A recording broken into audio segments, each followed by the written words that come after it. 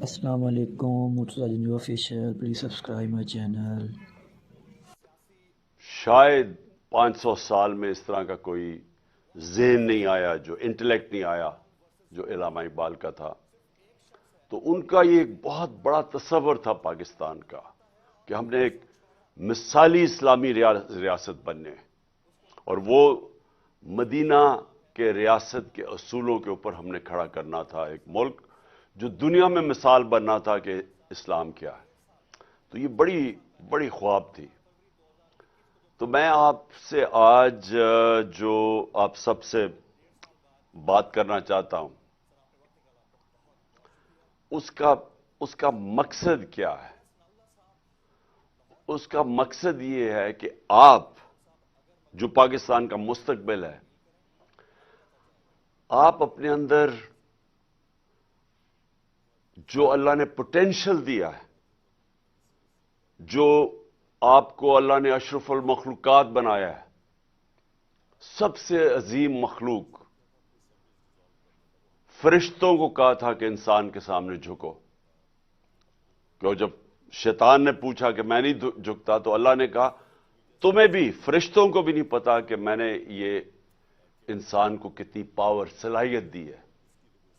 تو میں یہ چاہتا ہوں کہ آپ آج جو میرا زندگی کا تجربہ ہے اسے سیکھیں کہ اللہ نے آپ کو اتنی طاقت دی ہے کہ آپ، قرآن میں جس طرح کہتا ہے فرشتوں سے بھی آپ اوپر جا سکتے ہیں، لیکن یہ ہمارے ہاتھ میں ہے کہ قرآن میں یہ بھی کہتا ہے کہ جب انسان گرتا ہے تو جانوروں سے بھی نیچے چلا جاتا ہے۔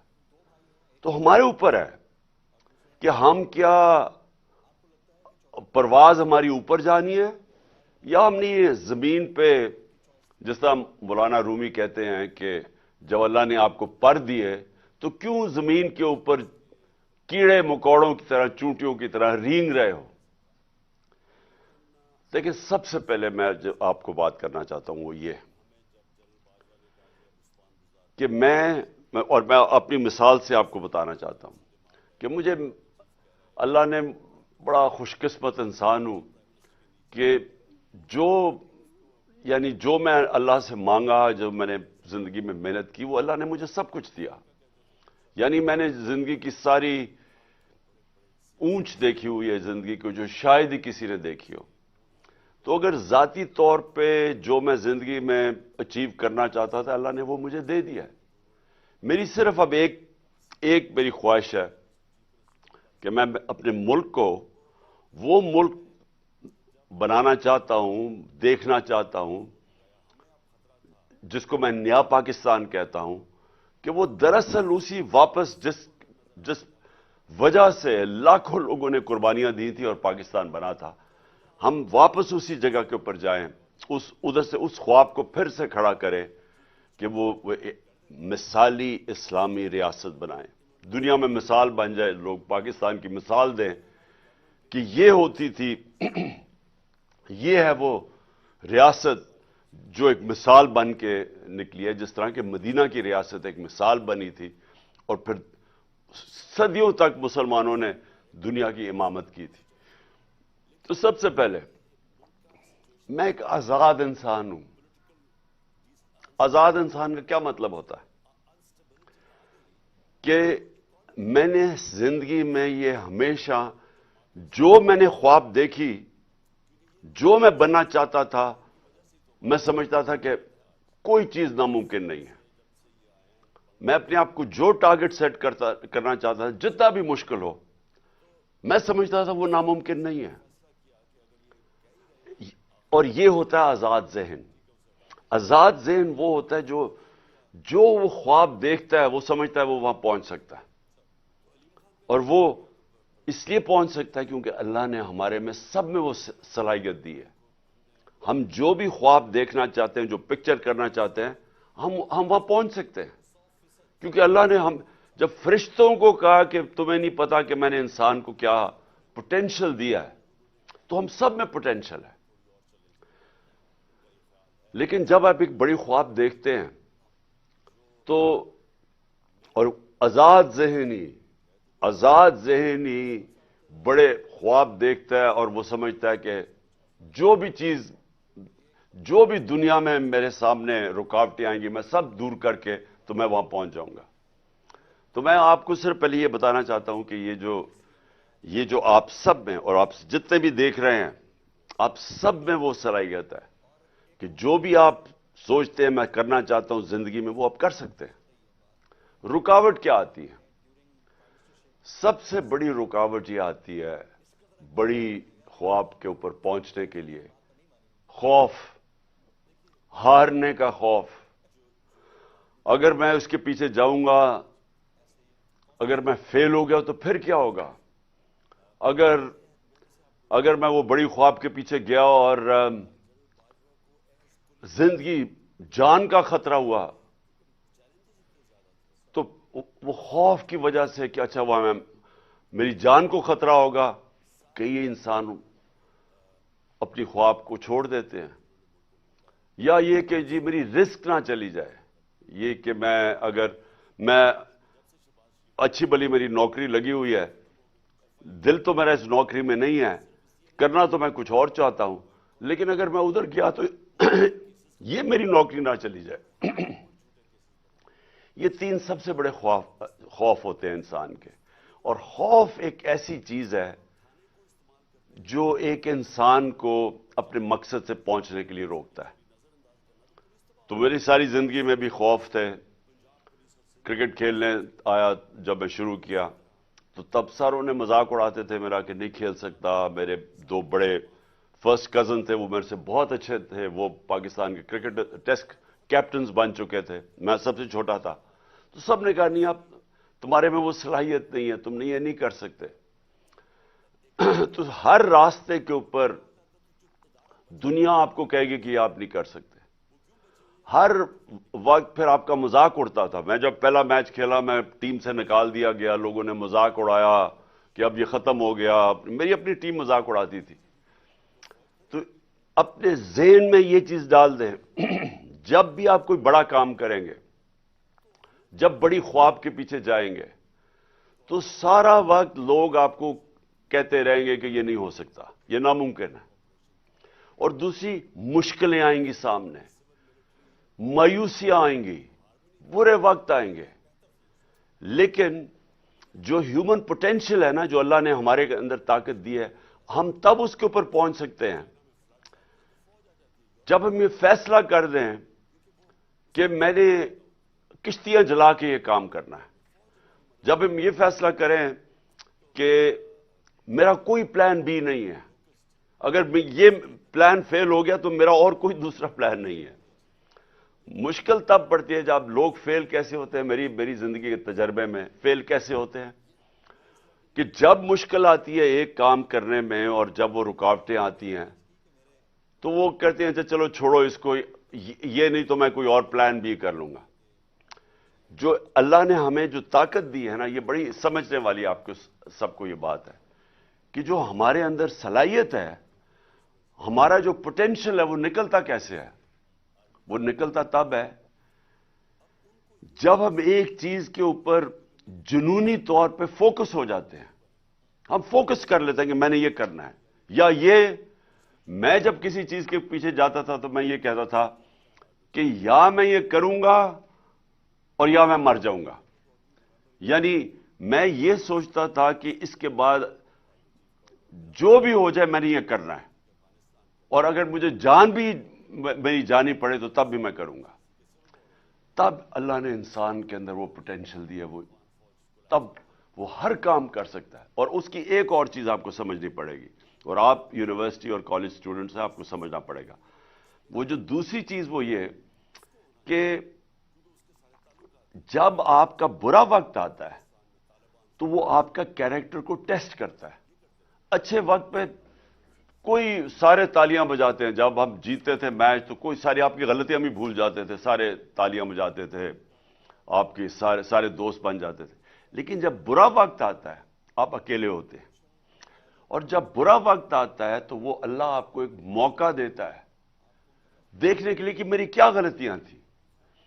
آپ کے اندر اور یونیورسٹی میں اور کالجز میں جو آپ پڑھتے ہیں، آپ کے اندر ایک ایبلٹی جو نہیں پڑھتے وہ آپ میں وہ ابیلٹی ان سے بہتر ہے کہ آپ جائزہ لیتے ہیں کہ میں نے کدھر غلطی کی. آپ اپنی غلطیوں کی نشاندہی کرتے ہیں. انگریزی کا ورڈ ہے سول سرچنگ کرتے ہیں. اپنے اندر جاتے ہیں کہ سوچتے ہیں میں نے کیا غلطی کی. اور ادھر آپ کے اندر اگر یہ صلاحیت آ جائے کہ اپنی غلطیوں کی نشاندہی کر لیں. میں ہمیشہ جب کرکٹ کھیلتا تھا غلطی ہوتی تھی, میں میچ ہارتا تھا, جو بھی ہوتا تھا, رات کو میں سوتا نہیں تھا جب تک کہ میں پوری طرح اپنے ذہن میں پوری طرح جائزہ لے لوں کہ میں نے غلطی کیا ہے, کیا غلطی ہے اور جو آگے میں نے دہرانی نہیں ہے. یہ انسان کا جو پروگریس ہوتا ہے نا زندگی میں اوپر جانے کا, یہ سب سے امپورٹنٹ چیز ہوتی ہے. ایک ہار نہ ماننا, اور دوسرا جو برا وقت آتا ہے اپنی غلطیوں کو خود جائزہ لو, میں نے کدھر غلطی کی ہے. اور پھر تیسری چیز کہ محنت کرو, اس کے بعد محنت کر کے اپنی غلطیاں دور کرو. اور یہ ہے انسان کا پروگریس. کوئی بھی دنیا میں آج تک انسان ایک دم سیدھا اوپر نہیں چلا گیا. جو بھی انسان اوپر جاتا ہے وہ ایسے جاتا ہے سائیکلز میں. اوپر جاتا ہے, برا وقت آتا ہے, مار کھاتا ہے, گرتا ہے نیچے, پھر وہ وہاں اپنا جائزہ لیتا ہے, کھڑا ہوتا ہے, محنت کرتا ہے, پھر وہ اور اوپر چلا جاتا ہے. ہارتا انسان تب ہے جب وہ ہار مان جاتا ہے, اور وہ جب نچلا وقت آتا ہے, جب وہ ہاتھ کھڑے کر دیتا ہے, تب وہ ہار جاتا ہے اور پھر وہ وہیں رہ جاتا ہے. تو پہلے تو میری یہ چیز ہے کہ آزاد ذہن آزاد فیصلے کرتے ہیں. دنیا میں جو بڑے بڑے لوگوں نے ایجادیں کی, نئی نئی چیزیں ایجادیں کی, جب مسلمان ایک وقت پہ ہم اپنی پیک پہ تھے, ہمارے اندر خود اعتمادی تھی, ہمارے اندر کانفیڈنس تھا, تو ایک ایسا وقت تھا کہ کئی 100 سال تک جو سارے دنیا کے ٹاپ سائنٹسٹ مسلمان تھے, کہ آزاد ذہن تھے. وہ سمجھتے تھے ہم کچھ بھی کر سکتے ہیں, وہ کہتے کوئی چیز ناممکن نہیں ہے. اور وہ ذہن پھر نئی نئی چیزیں ایجاد کرتے تھے, اور جو بڑے 100 سال تک مسلمان دنیا کے اندر لیڈ کرتے رہے ایجادوں کے اندر, سائنس کے اندر, جو ویسٹرن سیولائزیشن کے اندر جو ان کی جو رینیسانس آئی, جو یورپ میں رینیسانس تھی, جب انہوں نے آگے بڑھنا شروع کیا تو مسلمانوں نے وہ کئی 100 سال تک وہ گیپ پورا کیا, جبکہ وہ گریک سیولائزیشن اور رومن سے جو بیچ میں گیپ تھا وہ مسلمانوں نے پورا کیا, مسلمان سائنٹسٹ نے. تو پہلی چیز تو میں نے آپ کو یہ کہنی تھی کہ آزاد ذہن وہی اوپر جاتے ہیں, پرواز انہی کی اوپر ہے. غلام ذہن اچھے غلام بنتے ہیں, کبھی ان کی پرواز اوپر نہیں جاتی. دوسری چیز, ملک, ہمارا ملک تب تک کوئی بڑے کام نہیں کرے گا جب تک ہم اپنے آپ کو ذہنی طور پہ اس چیز سے آزاد نہ کریں کہ جب تک ہمیں سپر پاور کی, جب تک ہمیں حمایت نہیں ہوگی, جب تک وہ ہم انہیں خوش نہیں کریں گے, جب تک ہم ان سے ڈکٹیشن نہیں لیں گے, جب تک ہم سارے اس خوف سے رہیں گے کہ وہ ناراض نہ ہو جائیں, جب تک ہم اس فکر میں پڑے رہیں گے کہ ہاں اچھا جی اگر وہ ہم روس سے سستا تیل لیں گے تو ہمارا یہ جو آقا ہے, جو ہمارا ماسٹر ہے, وہ ناراض نہ ہو جائے. جب تک ہم اپنے پیر پہ کھڑے ہو کے باحیثیت قوم, جب تک ہم سٹرگل کرنا نہیں سیکھیں گے, ہم ایک آزاد ملک نہیں بن کے رہ سکتے. لا الہ الا اللہ, نہیں ہے کوئی خدا سوائے اللہ کے. یہ ایک بہت بڑا دعویٰ آزادی کا ہے. اس کے اندر پورا ایک فلسفہ ہے. محمد الرسول اللہ, انہوں نے, ہمارے رسول نے جو قرآن کے اندر لکھا ہوا ہے وہ چلتے پھرتے قرآن تھے, اس لیے اللہ ہمیں کہتا ہے ان کی سنت پہ چلو. لیکن لا الہ الا اللہ, یہ یاد رکھیں, یہ آپ اللہ کے سامنے دعویٰ کرتے ہیں کہ کوئی نہیں ہے خدا, اللہ تیرے, کسی کے سامنے میں نہیں جھکوں گا. تو جب یہ دعویٰ کر کے کسی سپر پاور کے سامنے ہم جب جھکتے ہیں تو ہم نے جو اللہ سے حلف لیا ہوتا ہے اس سے پیچھے ہٹ جاتے ہیں, اور اللہ کی برکت اٹھ جاتی ہے اس قوم سے. جو مدینہ کی ریاست کی میں بار بار اپنی قوم کو کہتا ہوں کہ وہ سیکھو کیا ہوا تھا. وہ دنیا کا تاریخ کا سب سے بڑا انقلاب آیا تھا. یہ ہیومن ہسٹری کے اندر لکھا ہوا ہے کہ 622 اور 632 کے بیچ میں جب ہمارے نبی صلی اللہ علیہ وسلم مدینہ پہنچے اور جب وہ اس دنیا سے تشریف لے کے گئے، ان 10 سالوں کے اندر دنیا بدل گئی. ایک ایسا انقلاب آیا جو کہ تاریخ کا حصہ ہے کہ وہ لوگ جن کی حیثیت کوئی نہیں تھی وہ دنیا کی امامت کی انہوں نے. کہ 625 جنگ بدر 313 لڑنے والے تھے. 11 سال کے بعد رومن ایمپائر، بیزنٹائن ایمپائر، یارمک کی جو جنگ ہوئی تھی، گھٹنے ٹیک گیا مسلمانوں کے سامنے. 11 سالوں کے بعد کہاں 313. رومن ایمپائر کی جو ایک سدرن لیجن تھی وہ 1 لاکھ فوجی تھے اور جدید ہتھیار تھے. اور اس کے اگلے سال جو دوسرا سپر پاور تھی وہ ان کے سامنے گھٹنے ٹیک گیا، جو پرشین ایمپائر تھا. یہ تاریخ کا حصہ ہے. وہ کیا چینج آیا تھا ان لوگوں میں. ہمارے نبی صلی اللہ علیہ وسلم نے ان کے اندر کون سا فکری انقلاب لے کے آئے تھے کہ وہ بالکل انسان، چھوٹے سے انسانوں کو پر لگے اور دنیا کی امامت کی انہوں نے. سب سے پہلے ہوتی ہے خودداری. علامہ اقبال کی جو ساری شاعری، اس کا جو فلسفہ اگر آپ وہ پڑھیں، علامہ اقبال کے بہت پہلو ہیں لیکن ایک پہلو جو تھا وہ غلام ہندوستان کے مسلمانوں کو جگانے کی کوشش کر رہے تھے. خودداری، یہ ان کی جو ساری کوشش تھی مسلمانوں کو جگانے کی کوشش کر رہے تھے. بتا رہے تھے کہ ایک زمانے میں آپ کیا تھے، شکوہ اور جواب شکوہ. کہ کہاں تھے آپ ایک زمانے میں اور کہاں آپ زمینوں پہ پہنچ گئے. یہ آج بھی میں اپنی قوم کو یہ سمجھانا چاہتا ہوں کہ جس وقت ہمارے ملک کے اوپر ذہنی غلام بیٹھے ہوں، جو سارا وقت خوف زدہ ہوں کہ جناب ہمیں کوئی ناراض نہ کر دیں اگر ہم سستا تیل لیں گے روس سے، اپنی قوم کی زندگی آسان کریں گے، تو ہمارا جو آقا ہے وہ ناراض نہ ہو جائے کیونکہ ان کے اربوں ڈالر ادھر پڑے ہوئے ہیں. تو وہ ڈالروں نے ان کو غلام بنا دیا ہے. ہندوستان ان کا اسٹریٹجک ایلائی ہوتے ہوئے سستا تیل لے رہا ہے امریکہ، روس سے 40% کم پہ تیل لے رہا ہے اپنے لوگوں کے لیے. اور ہم یہاں مہنگائی میں پسے ہوئے ہیں کیونکہ ہمارے وہ غلام جو اوپر بیٹھے ہوئے ہیں وہ بیچارے اتنے ڈرتے ہیں کہ وہ جناب جب تک وہ مائے باپ ان کی اجازت نہیں دیتا وہ تیل نہیں خریدتے.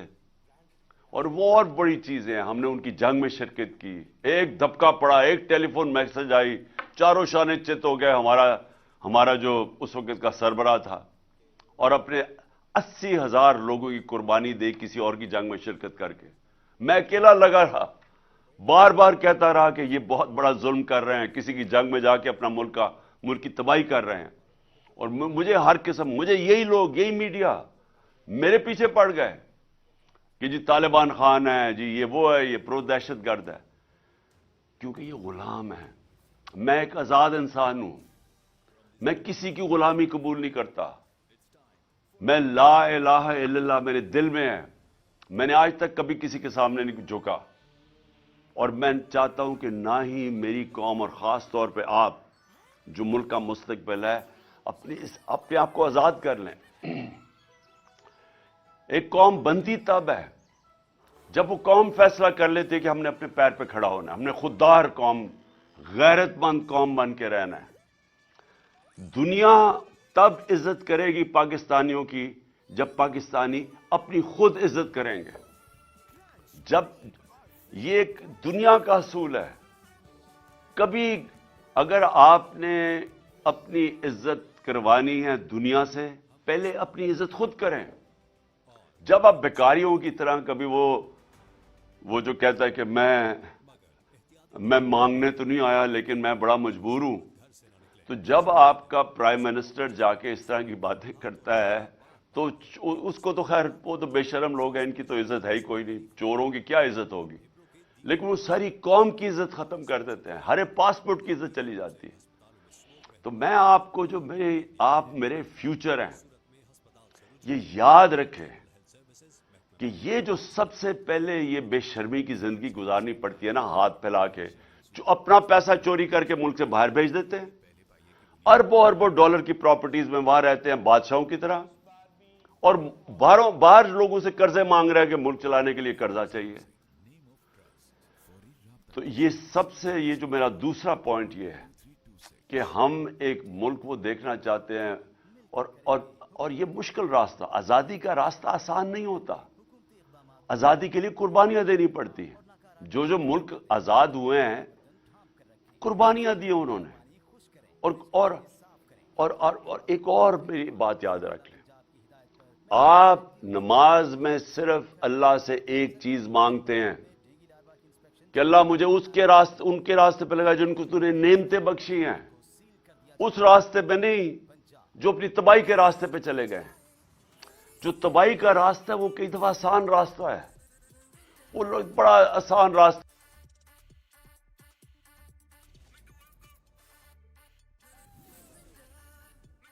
ہے اللہ کے، ان کے پاس بھی 2 سپر پاورز تھیں، وہ بھی ان سے ایڈ مانگ سکتے تھے، مدد مانگ سکتے تھے، نہیں، انہوں نے اپنے پیروں کے اوپر کھڑے ہو کے ایک عظیم قوم بنے۔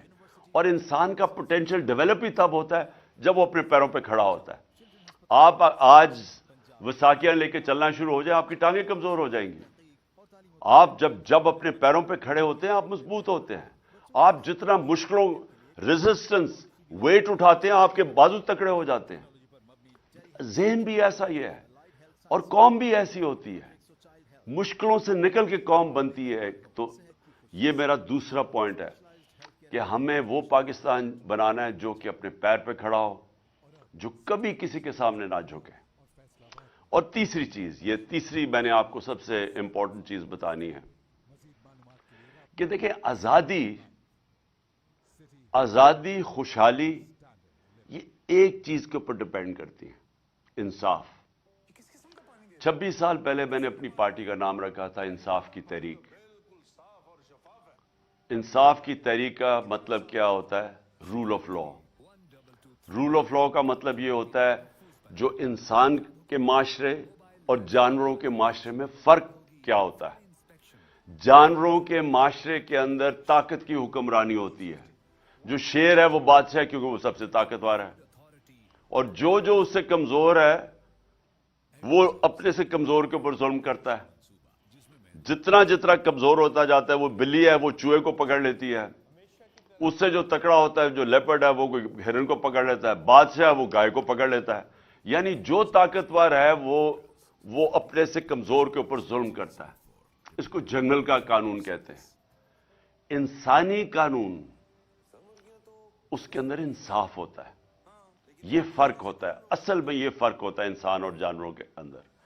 اللہ کے جتنے بھی پیغمبر آئے وہ ان کی سب سے بڑی میسج یہ تھی انصاف کی۔ وہ سارے مظلوموں کے ساتھ کھڑے تھے۔ حضرت عیسیٰ، ان کے اوپر ایک نئی کتاب نکلی تھی زیلٹ، اس میں وہ غریب طبقے کے ساتھ کھڑے تھے، جو رومن امپیریلزم تھی اس کے خلاف کھڑے تھے، جو کہ یہودی جو کلرجی تھی، جو ایلیٹ تھی، اس کے خلاف کھڑے ہوئے تھے، کیونکہ وہ دباتے تھے کمزوروں کو۔ ساری دنیا کی تاریخ میں کمزور، جتنا معاشرے کے اندر جنگل کا قانون ہوتا ہے اتنا ہی طاقتور کمزور کے اوپر ظلم کرتا ہے، جتنا ہی معاشرے کے اندر انصاف ہوتا ہے وہ معاشرہ وہی اوپر جاتا ہے۔ تو حضرت موسیٰ فرعون کے سامنے کھڑے ہوئے کہ وہ ظلم کر رہا تھا لوگوں کے اوپر۔ حضرت ابراہیم نمرود کے خلاف کھڑے ہوئے۔ ہمارے نبی صلی اللہ علیہ وسلم مکہ کے جو کفار تھے ان کی ایلیٹ کے خلاف کھڑے ہوئے، رائے حق ادھر انہوں نے بلند کی۔ تو جو آپ سب کی جو سب سے بڑی ذمہ داری ہے، اب میں آپ کے اسٹوڈنٹ سے بات کر رہا ہوں، آپ کی سب سے بڑی ذمہ داری ہے جو اللہ آپ کو حکم کرتا ہے قرآن میں جہاد کا. جہاد ہے ظلم اور ناانصافی کے سامنے کھڑے ہونا. اللہ نے کیوں آپ کے ہم سب کے اوپر جہاد فرض کی ہے؟ اللہ نے اس لیے ہمارے اوپر جہاد فرض کی ہے کہ جب ایک معاشرہ ظلم اور ناانصافی کے سامنے اپنی آواز بلند کرتا ہے وہ اپنے آپ کو آزاد کر لیتا ہے اس سے. اصل آزادی تو آتی ہے انصاف سے، کیونکہ انصاف آپ کو حقوق دیتے ہیں. امریکہ کے اندر دو بہت بڑی موومنٹ شروع ہوئی تھی. ایک تھی سول رائٹس موومنٹ، 1960 کی دہائی میں شروع ہوئی تھی. وہ کیا تھی؟ یونیورسٹیز کے اندر نوجوان کھڑے ہوئے، انہوں نے کہا کہ جو بلیک افریکنز ہیں، جو کالے ہیں، ان سے ظلم کیا جا رہا ہے، ان کو برابر کے شہری نہیں سمجھا جاتا. تو سول رائٹ موومنٹس کسی پولیٹیکل پارٹی نے نہیں شروع کی تھی، وہ امریکہ کے یونیورسٹی کیمپسز کے اندر شروع ہوئی تھی کہ انہیں کیا ان سے انصاف کیا جائے. اس کے بعد جو ویٹنام وار تھی، جو امریکہ لڑ رہا تھا ویٹنام میں، کون کھڑا ہوا تھا اس کے خلاف؟ یونیورسٹی کے اسٹوڈنٹس. وہ کھڑے ہوئے تھے کہ آپ جا کے ظلم کر رہے ہیں ان لوگوں کے اوپر، آپ بمباری کر رہے ہیں، انہوں نے ہمارا کیا بگاڑا ہے ویٹنامی سے. تو یونیورسٹیز میں وہ موومنٹ شروع ہوئی تھی. برطانیہ کے اندر 20 لاکھ لوگ نکلے تھے سڑکوں کے اوپر عراق کی جنگ کے خلاف، کہ جب برطانیہ عراق کے اندر شامل ہوا تھا. یہ جہاد کر رہے تھے سب. جب بھی آپ ظلم اور ناانصافی کے خلاف اپنی آواز بلند کرتے ہیں، یہ اللہ نے اس کو جہاد کا رتبہ دیا ہوا ہے. جہاد تب ہوتی ہے جب آپ کمزور کے ساتھ کھڑے ہوتے ہیں. انصاف کمزور کو چاہیے ہوتا ہے. طاقتور ہمیشہ اپنے آپ کو قانون کے اوپر رکھتا ہے. یہ جو فیوڈل کلچر کیا ہے، یہ جو وڈیرے کرتے ہیں بیچارے غریب لوگوں سے، یہ کیا کرتے ہیں؟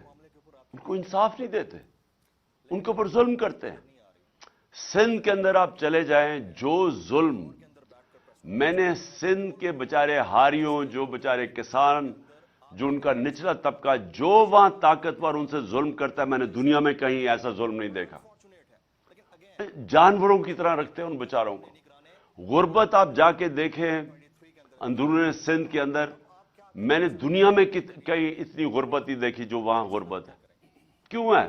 انصاف نہیں ہے. نیلسن منڈیلا کی بڑا ایک فیمس ورڈز ہیں کہ خوشحالی جو ہوتی ہے ایک ملک کے اندر، خوشحالی وہ کوئی معاشی ترقی کی وجہ سے خوشحالی نہیں آتی، وہ انصاف کی وجہ سے آتی ہے. جو بھی ملک ترقی کرتا ہے وہ سب سے پہلے انصاف قائم کرتا ہے. مدینہ کی ریاست میں نبی صلی اللہ علیہ وسلم نے سب سے پہلے عدل اور انصاف قائم کیا تھا.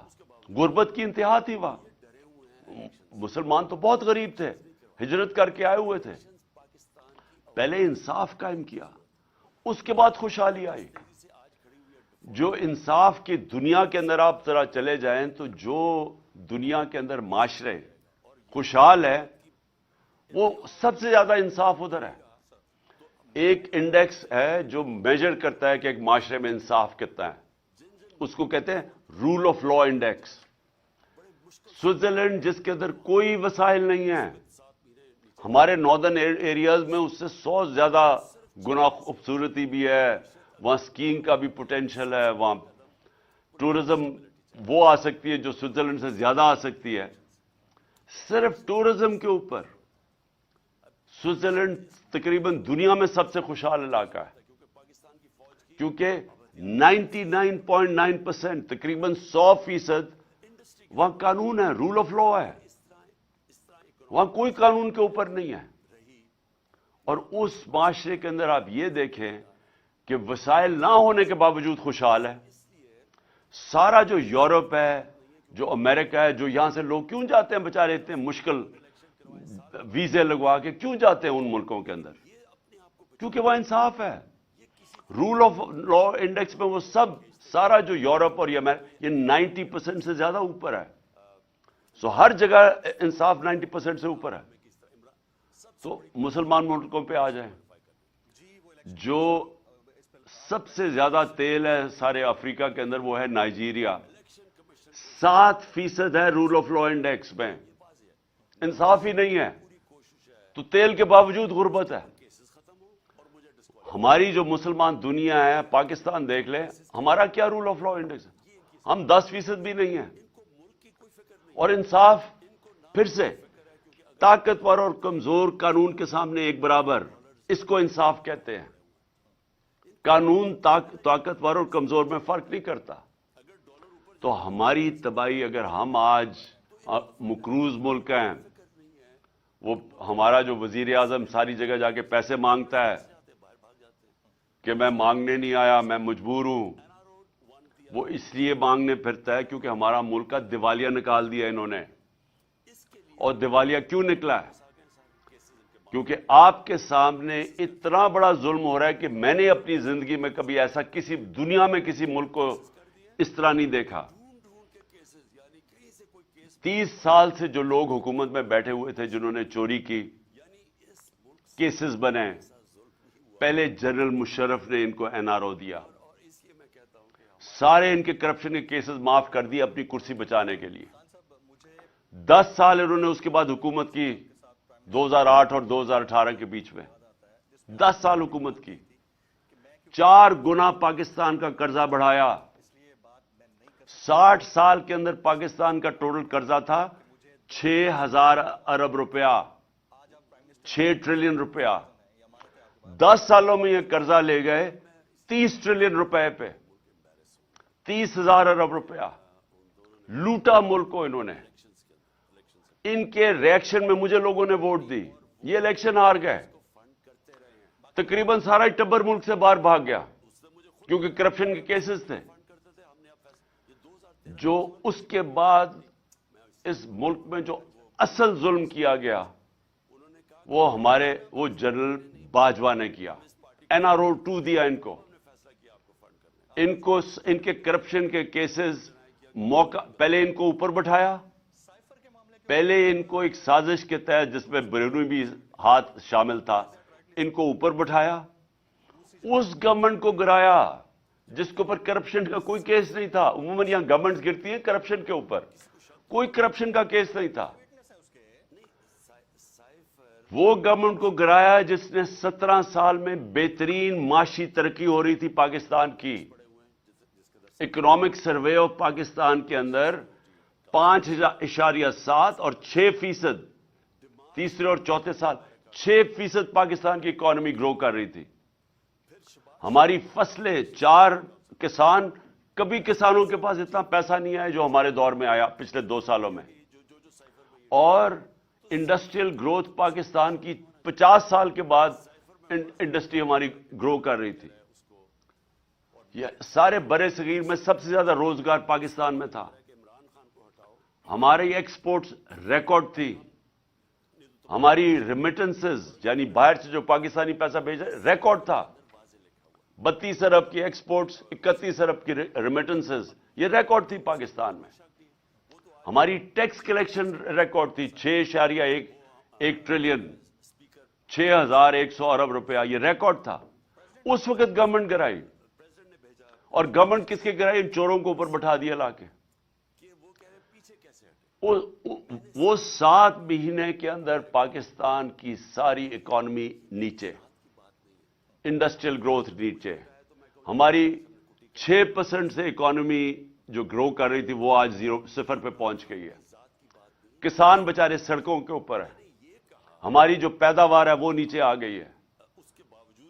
اس وقت ہماری ٹیکس کلیکشن نیچے آ گئی ہے, ایکسپورٹس نیچے گر رہی ہیں, باہر سے ریمیٹنسز نیچے گر رہی ہیں.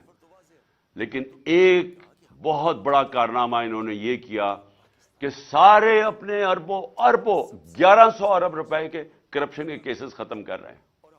ایک کے کرپشن اب کیس ختم ہو رہے ہیں. سارے NRO کی گنگا کے اندر دھل کے سب پاک ہو رہے ہیں. اسحاق ڈار بھی پاک ہو گیا. وہ جو بھاگا ہوا تھا مقصود چپڑاسی کیس میں 16 ارب روپے کی جو ان کے اوپر کرپشن تھی, FIA نے جو پکڑا تھا, وہ سلمان شہباز, وہ بھی واپس آ گیا. وہ بھی لیکچر دے رہا ہے ہمیں. شہباز شریف وہ بھی وہ بھی, اس کا بھی سارے کیسز ختم ہو گئے, نیب کے اندر بھی اور ادھر. نواز شریف پر تول رہا ہے واپس آنے کے لیے اور کہہ رہا ہے وہ بھی نیلسن منڈیلا بنا ہوا کہ میرے سے بہت بڑا ظلم ہوا. زرداری کے بھی کیسز ختم ہو رہے ہیں. اس کی بہن بھی آج پاک ہو گئی ہے, جو سارا سندھ جانتا ہے کہ ہر چیز پہ کمیشن لیتے ہیں یہ بہن بھائی.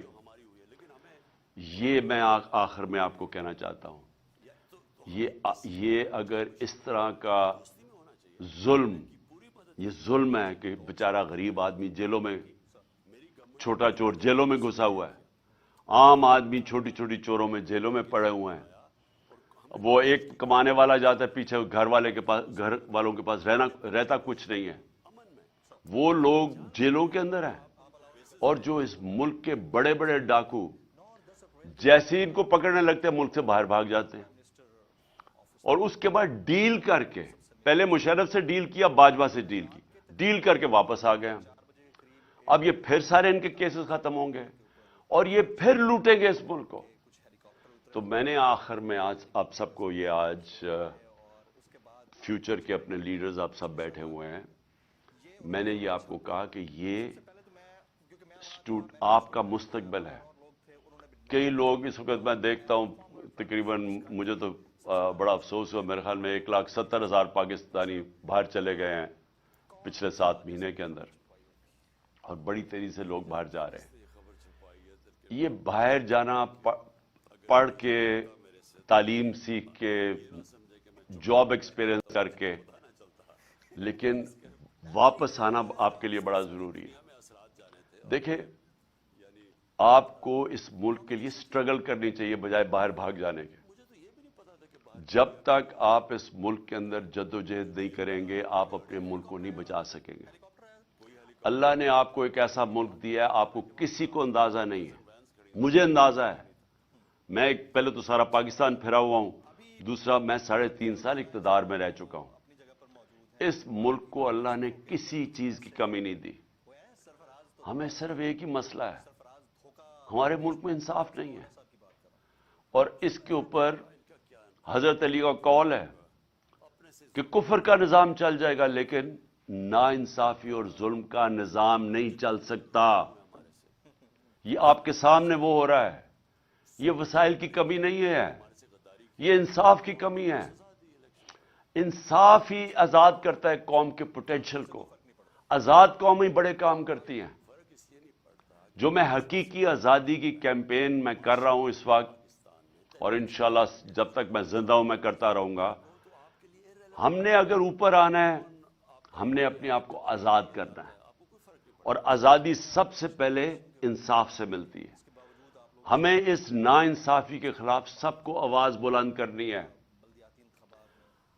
آپ کو اللہ نے آپشن نہیں دی نیوٹرل رہنے کی, چپ کر کے گھر میں بیٹھنے کی. آپ کو اس نے اجازت ہی نہیں دی. انسانوں کو تو اس نے کہا ہوا ہے اللہ نے کہ انسان کا تو بڑا درجہ ہے. انسان یہ نہیں آپشن وہ کر سکتا کہ اچھا جی اور کوئی آ کے, اگر ملک میں ناانصافی ہے تو لوگ جدوجہد کریں گے, میں آرام سے چپ کر کے گھر میں چوڑا ہو کے بیٹھوں گا. وہ معاشرے مر جاتے ہیں.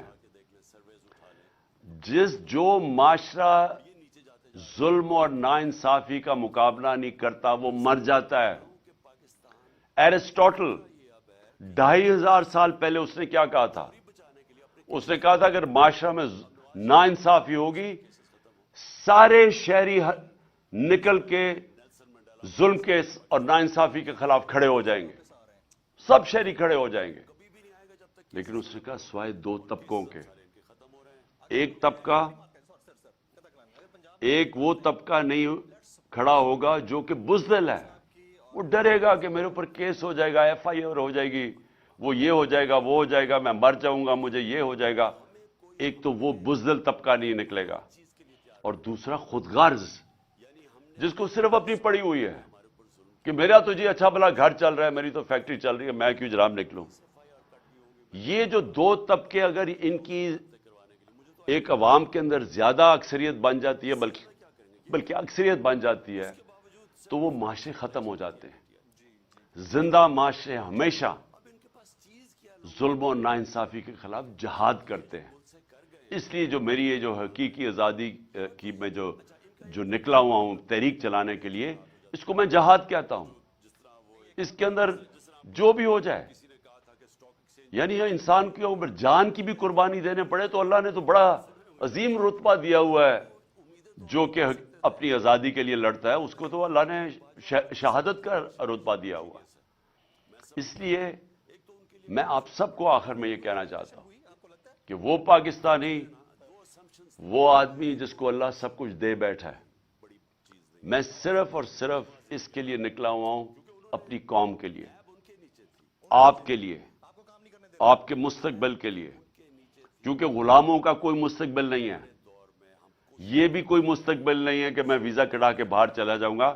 میں نے 20 سال اپنی زندگی کے باہر گزارے ہوئے ہیں۔ میں تو سٹار تھا، مجھے تو ہر قسم کا جو معاشرہ تھا وہ اپناتا تھا، کیونکہ سب سٹار کے ساتھ ملنا چاہتے ہیں۔ میرا تو بہت بڑا نام تھا، لیکن ایک دفعہ بھی میں نے یہ نہیں سوچا کہ میں پاکستان کے علاوہ کوئی اور ملک کو اپنا گھر بنانا چاہتا ہوں۔ کیونکہ انسان، دیکھیں پھر سے یاد رکھیں، انسان کا ایک بڑا مقصد اللہ نے پیدا کیا ہوا ہے۔ جانور جو ہوتا ہے، وہ جانور بھی کھاتا پیتا ہے، بچے پیدا کر کے مر جاتا ہے۔ تو اگر انسان کا وہی مقصد رہ گیا کہ میں اپنی ذات میں بھی کھا پی کے بچے پیدا کر کے مر جاؤں، تو آپ میں جانوروں میں تو کوئی فرق نہیں رہا۔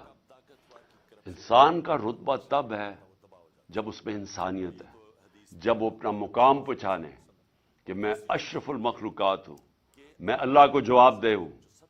میں جتنا زیادہ وہ مجھے نوازتا ہے، وہ میرے سے سوال پوچھے گا آخرت میں کہ تم نے کیا کیا۔ اور آپ سب کیونکہ یونیورسٹی اور کالج سٹوڈنٹس ہو، آپ کے اوپر زیادہ ذمہ داری ہے، اور زیادہ ذمہ داری ادھر سے شروع ہوتی ہے معاشرے کے لیے، کہ جب آپ یہ دیکھتے ہیں کہ یہ سارے بڑے بڑے ڈاکو دندراتے پھر رہے ہیں، تو آپ نے چپ کر کے نہیں بیٹھنا۔ میں جب آکسفورڈ کے اندر تھا، ٹائم ہمارے اسٹوڈنٹ ضائع نہیں کرتے تھے، اب ویک ڈیز میں پڑھتے تھے، لیکن جو ویکینڈ آتا تھا، سیٹرڈے سنڈے، وہ سارے احتجاج کرتے تھے اگر کوئی چیز معاشرے میں غلط ہو رہی ہو۔ زندہ لوگ تھے، احتجاج کرتے تھے کہ یہ غلط ہو رہا ہے، یہ ناانصافی ہے۔ میں اسٹوڈنٹس کی بات کر رہا ہوں، پڑھائی بھی اپنی کرتے تھے، لیکن ساتھ ساتھ وہ ایک معاشرے کا حصہ تھے، اپنی ذمہ داری سمجھتے تھے کہ اگر کوئی ناانصافی ہو اس کے اوپر ہم اپنی آواز بلند کریں گے۔ میں آپ سب کا بڑا شکر گزار ہوں، اور میں آخر میں یہ امید رکھتا ہوں کہ یہ جو ہماری تحریک چل رہی ہے حقیقی آزادی کی، آپ سب اس کے اندر شرکت کریں گے، میرے لیے نہیں، اپنے مستقبل کے لیے۔ پاکستان زندہ باد۔